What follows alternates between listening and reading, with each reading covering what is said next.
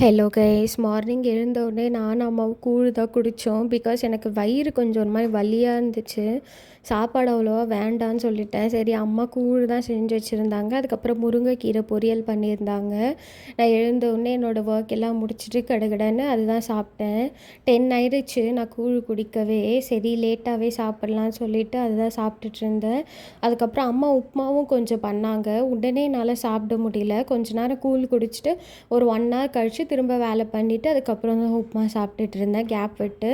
அதுக்கப்புறம் நான் சாமான்லாம் திரும்ப தேய்ச்சிட்டு எல்லாம் போட்டுட்டு அம்மா வந்து இந்த பஜ்ஜி பண்ணுறேன்னு சொன்னாங்க. இந்த பீர்க்கங்காய், தக்காளி, வெங்காயம், பச்சை மிளகாலாம் போட்டு அதுக்கு தான் ரெடி பண்ணிவிட்டு அதுக்கப்புறம் பால் காய வச்சுட்டு இருந்தாங்க காஃபி குடிக்கலாம் அப்படின்னு. பிகாஸ் இன்றைக்கி சமையல் ஃபுல்லாகவே அம்மா தான் பண்ணாங்க. நான் கட்டும் பண்ணி தரல. பிகாஸ் எனக்கே ஒர்க் ரொம்ப ஜாஸ்தியாக இருந்துச்சு. அதெல்லாம் பண்ணிவிட்டு எனக்கு வெளில போகிற வேலை இருந்துச்சு. முடிச்சுட்டு அன்றைக்கி டே அப்படி தான் போச்சு. இன்னொரு vlogல பார்க்கலாம். பாய்.